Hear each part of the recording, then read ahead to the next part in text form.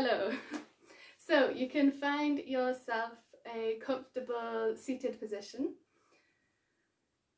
Feel free to sit on a cushion, whatever makes you feel like you can really lengthen the spine up. Take a few wiggles from side to side, rock the shoulders in and out, a few circles.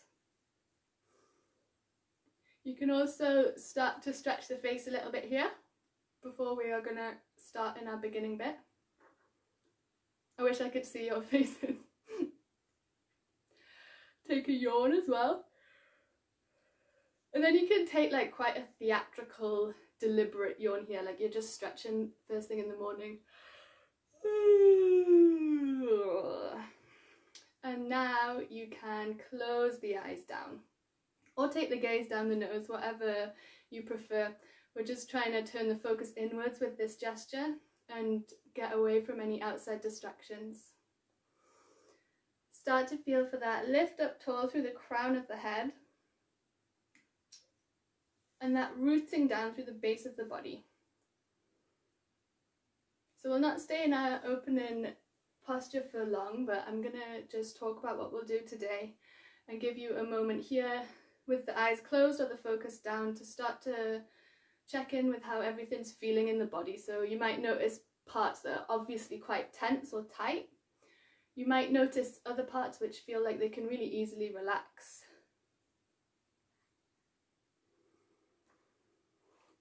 And you'll start to tune into the breath here as well. So you'll be noticing the rise and fall of the chest, the filling up of the belly, the emptying out of the belly. And I'm going to talk a little bit about Patanjali's Yoga Sutras, in which we can find the 8 limbs of yoga, which are given as our guidelines. Asana, which is the posture, so what we come to the mat to practice, is only one limb of this 8-limbed model. And these 8 limbs are said to be the guidelines to the path of yoga for cultivating overall well-being and balance in the mind, body and soul, both within ourselves, in this body that we live in, and universally, because one of the core concepts of yoga is this belief of oneness, of interconnectedness.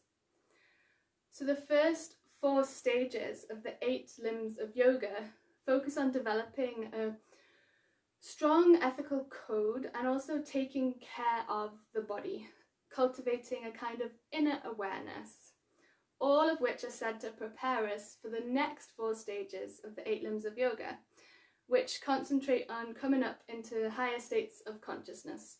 Or what that really means is basically moving away from the messy human experience of sometimes mistaking our thoughts for reality or getting caught up in loops of habitual problematic behaviour, perhaps addiction cycles, things like this.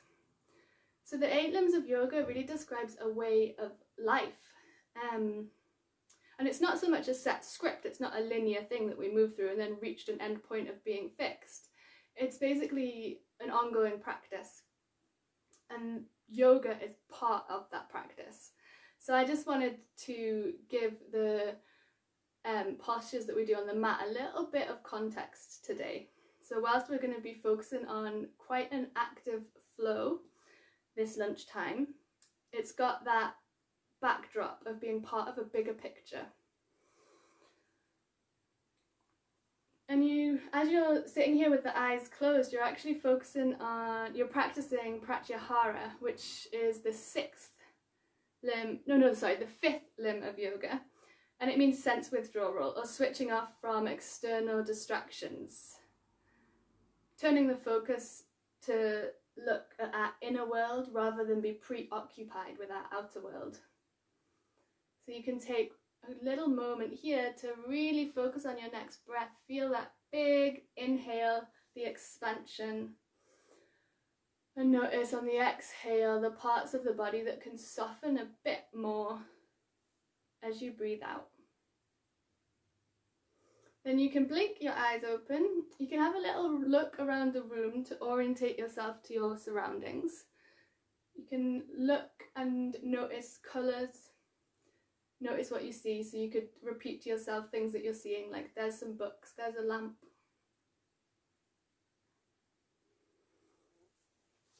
And then we'll get started with our flow. Okie doke. So we're going to start with that toe squat thing, which is quite challenging in some ways. So you can start to try and get all your toes on the floor. Try and get your little toe on the floor as well. And then sit the bum to the heels with a long spine. This might be too much for your feet, that's fine. You can bring the fingers forward if it's a little too much. That should help take the intensity out of the posture. Otherwise, you can bring your hands either to your thighs or to prayer position. And we're taking a moment here to stretch out the soles of the feet, the connective tissue in there. And your breath's going to be your guide through any feelings or sensations of intensity here.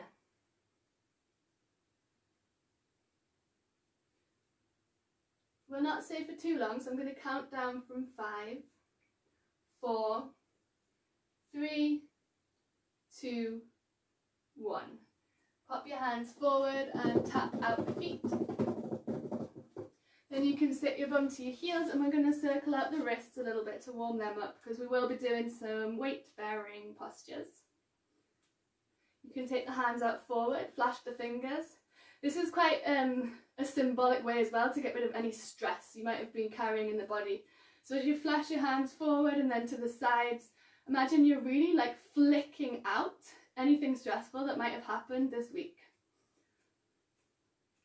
You can take them above the head as well, flash the hands, flash the fingers, which is more difficult than the other ones for some reason. And then give it all a shake and come into all fours. So wrists roughly beneath shoulders, knees roughly beneath hips. We'll take it through a few cat-cows to mobilise the spine. Inhale, belly drops, gaze up. Exhale, round into the back. Inhale, belly drops, gaze up. Exhale, hug belly up to round the back. Then keep following your breath for these cat-cows. And if you want a little something extra for the brain to focus on, as you inhale, you can push down through the heels of the hands and lift the fingers. As you exhale, you can push down through the finger pads and lift the heels of the hands. Inhaling, heels root down of the hands, fingers lift. Exhale, heels of the hands lift, fingers push down.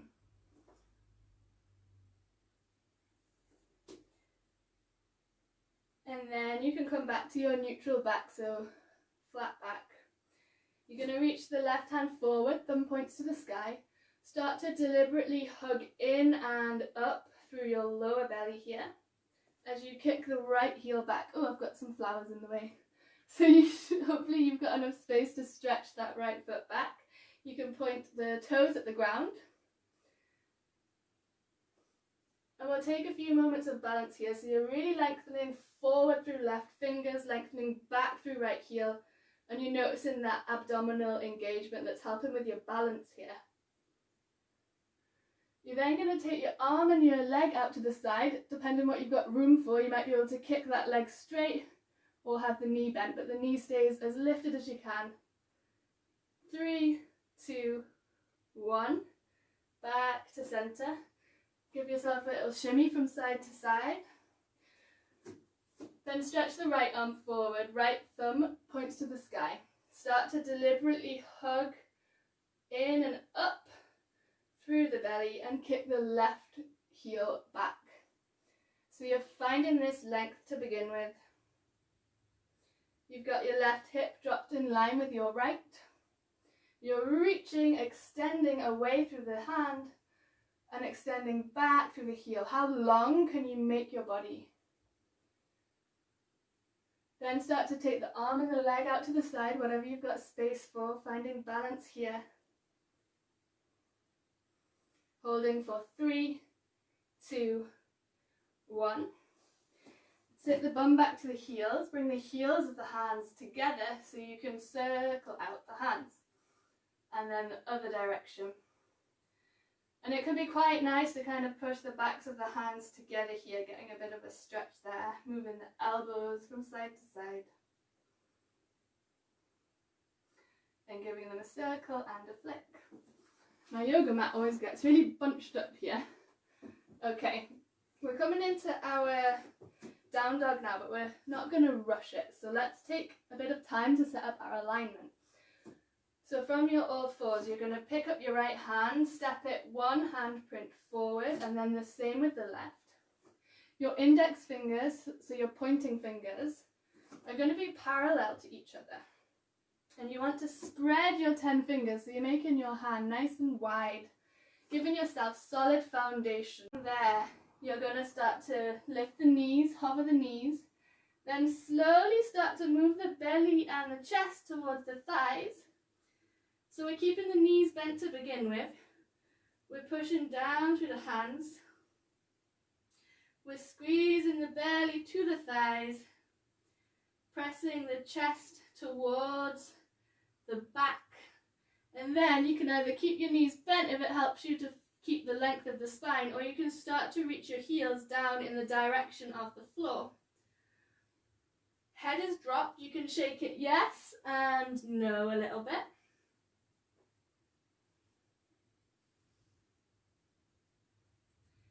Then we're going to focus in on the core, so you hug in the lower belly to carry you forward into plank. Elbows come over the shoulders. Take a few breaths here, really actively pushing the ground away. Keep pushing the ground. You can always lower the knees, that's always an option. I definitely need to do that today, so yeah, sticking with the limits of where you're at this today. Keep pushing the ground. We're going to hold for another 5, 4, 3, 2, inhale. 1, lower down to your bellies. Step the hands forward a little bit here, so they're coming ahead of the shoulders. And start to traction the hands back towards the body, like you're pulling the mat towards you a little bit through the hands. And this is going to be what helps you to lift your chest.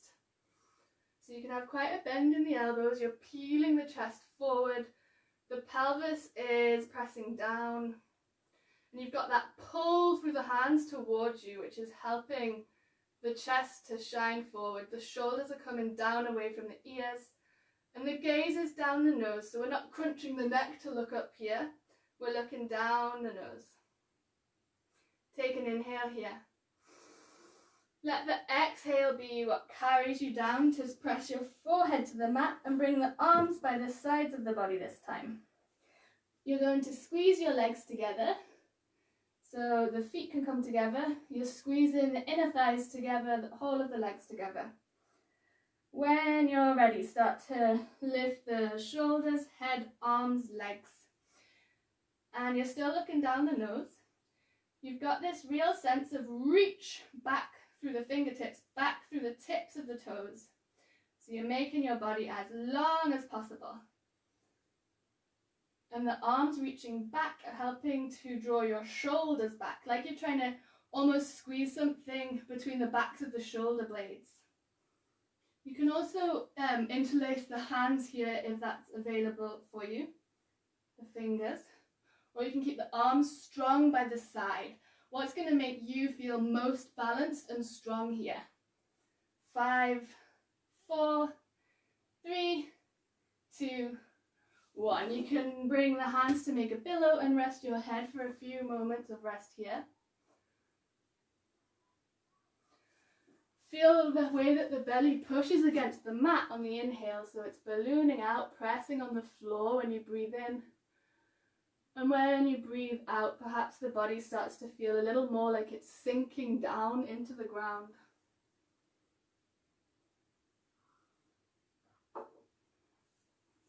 From there, let's put the hands beneath the shoulders again. And you can either tuck the toes and push into a full plank here, or you can keep the knees on the floor and push into your modified plank. And we're going to take a few moments here to really draw everything into your central line. So imagine you've got a long line from the crown of your head all the way back through the body, and you're hugging everything in to the middle. Lift the right hand off the floor to tap the left shoulder, place it back down, and then do the same with the left. And we're trying to do this without wobbling from side to side too much. So how still can you actually keep your body as you alternate your taps from shoulder to shoulder? You're going to need to keep your core very engaged here. And we're not doing it gym style where we're trying to tap super fast and get all out of breath. We're doing it yogi style. So slow, calm breaths, mindful movement. If you're in full plank and need to drop to the knees, feel free. We're going to do this 3, 2, 1. And then we're coming into puppy pose. So hips stay above knees, arms walk forward, forehead to mat. Unless you've actually got the space here to bring your chest down and the chin to the floor. Only if that's already in your practice, so no pushing. Few breaths here with the heart space melting down towards the earth in a gesture of surrender. You might like to send the breath to the upper back here, like you're breathing in lightness into any areas of tension in the shoulders.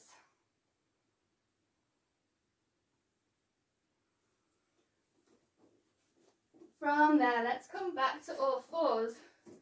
And we're going to work with our dolphin pose. I realised the other day that I've never actually put dolphin pose into these sequences before. But it's a really good one, especially if you've got anything going on with your wrists, then dolphin posture is something you can do instead of downward facing dog, because we're taking the pressure out of the wrists here, but it's a really similar posture to down dog. So you want your elbows beneath your shoulders. You're going to spread your fingers, same as we did before, and you're pushing down deliberately through your forearms, through your elbows. Tuck the toes and start to find the same inverted V shape that you do with the down dog. So the belly is still pressing to the thighs, but rather than rooting down through just the hands, we're rooting down through elbows and forearms as well. So you're hugging in the lower ribs, same as in down dog, you're hugging in the lower belly, and the head is dropped. Because of all my hair, it looks like my head's touching the floor, but it's not. I'm pushing so far through the ground that my head is, the space between the top of my head and the ground.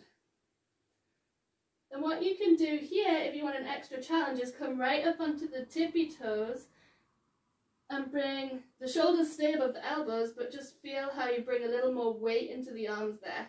And you can rock forward and back a little bit on the toes. Keep pushing the floor actively through the arms. And then let's come down into a child's pose, but the option here is to bring the hands to prayer and the hands behind the head, so you can walk the elbows forward a little bit there. And take a few deep breaths.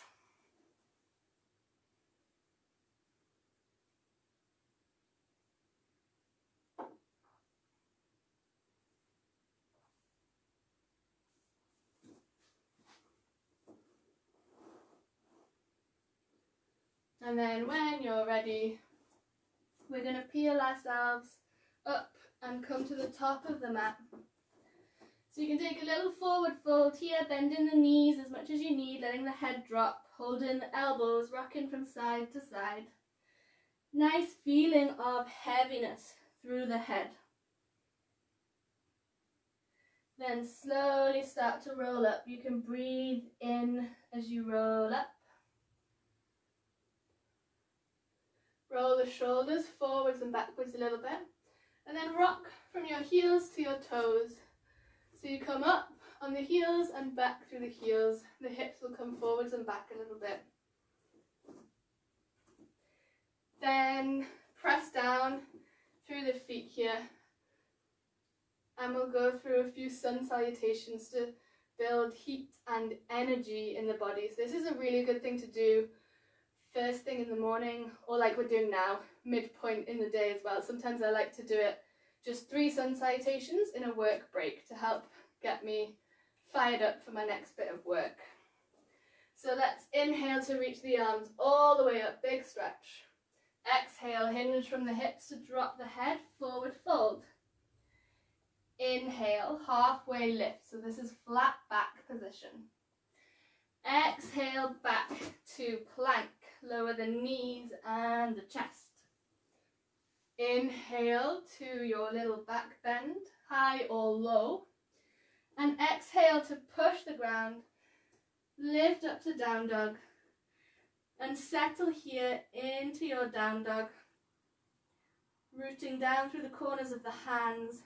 Lifting up and back through the hips and pressing the belly to the thighs. Head drops.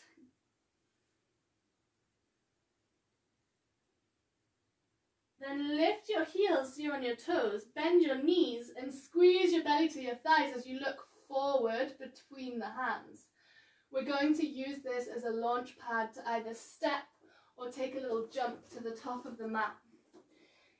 Inhale, flat back position once again. Exhale, fold. You might need to bend the knees here. Inhale, root the feet down and rise the arms up. Exhale, palms to heart center. One more full round. Inhale, arms up, reach up. Exhale, hinge from the hips to forward fold. Drop your head heavy. Inhale, flat back. Exhale, palms down, stepping back to plank, lowering the knees and the chest. Inhale, chest lifts. Exhale, let your core engagement be what pulls you up and back to your downward facing dog. And you can come to your dolphin pose here if you want to give that a try instead of down dog. If you want to maybe give your wrists a break or just do something a little bit different. Variety can be really important in our yoga practice. We don't want to get into autopilot.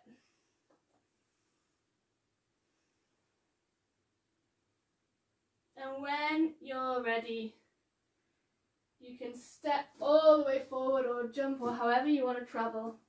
We'll take that inhale to lengthen through the spine, shoulders back. Exhale to forward fold. Inhale, sweep the arms up all the way to the sky.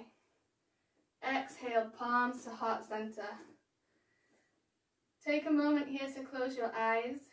Turning the focus inwards, you'll notice your heart rate has probably quickened. So feel how these deep, steady, soothing breaths help to stabilize everything.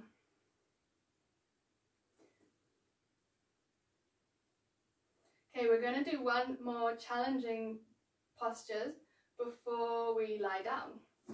So let's bring the big toes to touch and have a little gap between the heels and the inner arches of the feet. You're going to start to sit down and back as though you're sitting into a chair. So this is our Utkatasana, fierce pose or chair pose. Arms come up by the sides of the ears. You're really pouring your weight specifically down through the heels, and you can then bring your palms to heart center at the chest. So there's an option to stay here, keep building strength in the thighs. For a little bit of a twisty addition, you can start to bring the outside of the left elbow to the outside of the right knee and take a gaze over to the side. And that twist helps you to steer the chest open to the right. Now sometimes the left knee wants to kind of creep in a little bit here, so don't let that happen. If you're feeling extra like you want more of a challenge here, you can also make a little bridge with the hands and come into an arm balance, any variation of side crow. So wherever you are at today is great. We'll start to slowly come back to our original position if you were in a twist, We're going to take that over to the other side now. Same thing. The thighs are probably getting really shouty now. You might want to try and do the balance on this side as well. Stay in your twist or stay at center. Then wherever you're at, we're going to come up. Whew! Your legs might be feeling that a lot, so you can shake them out. Maybe give them a little punch with the fists. And then you can come to lie back for your Shavasana. So if you've got a wall handy, you might want to do legs up the wall here. That can be really nice and restorative. Or if not, you can pop a pillow under the knees or just lay flat on your backs as normal.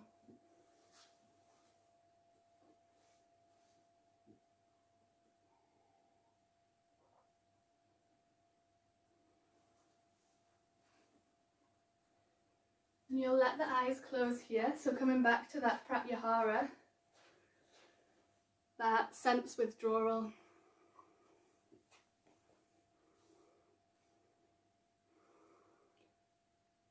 Tuning back into the breath. And starting to also specifically notice all the parts of the body that touch the ground. Back of the head, backs of the shoulders, backs of the arms and the hands. The back, the bum, the backs of the legs, the heels.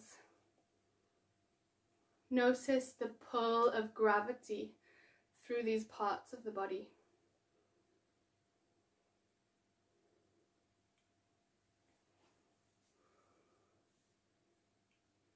And tap into this sense that right now, in these last couple of minutes of our practice, this is the only place that you need to be right now in this exact moment. So we're living in the digital age where we have kind of an overload of information at our fingertips. And it's perhaps becoming increasingly important to deliberately take time out to integrate our experiences and just be with ourselves for a moment. And our Shavasana allows us to do that. It's our posture of stillness at the end of our movement practice, where we get to integrate the experience, the benefit of all the previous postures we have just been exploring. So know that there is a purpose to this stillness and that rest is really important.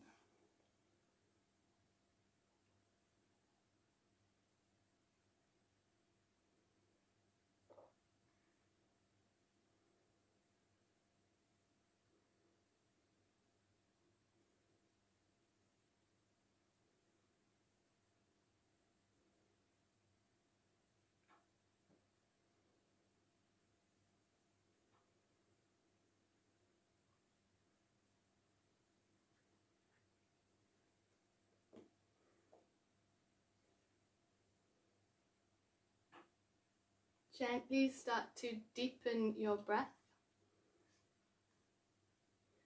You can bring little movements back in, wiggling the fingers, wiggling the toes.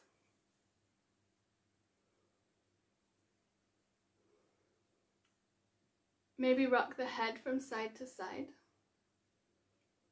Then hug the knees up close to the chest. Take a little rock from side to side. Roll over to one side so you're curled up in a ball. And then keeping the eyes closed or the gaze lowered, gently make your way to a seated position. Palms together in Anjali Mudra, heart center. Bowing the head in honor of your practice, in a gesture of gratitude.